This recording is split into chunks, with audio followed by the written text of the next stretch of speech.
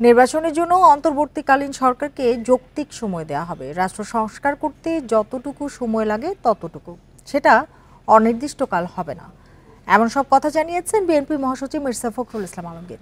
দুপুরে সিলেটে এক মত বিনিময় সভায় তিনি আরও বলেন, অন্তর্বর্তীকালীন সরকারের প্রতি বিএনপির সমর্থন রয়েছে। ছাত্র জনতার বিজয়কে কেউ যাতে নস্যাৎ করতে না পারে সে বিষয়ে আবার সবার সতর্ক থাকতে হবে। ধ্বংসাত্মক কার্যক্রম যারা করেছে তারা দুর্বৃত্ত বলে দাবি করেন মির্জা ফখরুল। সংক্ষিপ্ত সফরে বেলা 11:30টায় সিলেট আসেন বিএনপি মহাসচিব। অন্তর্বর্তীকালীন সরকারকে আমরা যৌক্তিক সময় দিতে চাই এবং সেই যৌক্তিক সময় যেটা বলেছি যে আপনার একটা সংস্কার যেগুলো জায়গায় সংস্কারের কথা বলা হয়েছে সেই সংস্কার করতে যতটুকু সময় লাগে, বাট একটা যৌক্তিক সময় হতে হবে। এটা এমন না যে আপনার অনির্দিষ্ট সময়, একটা যৌক্তিক সময়ের মধ্যে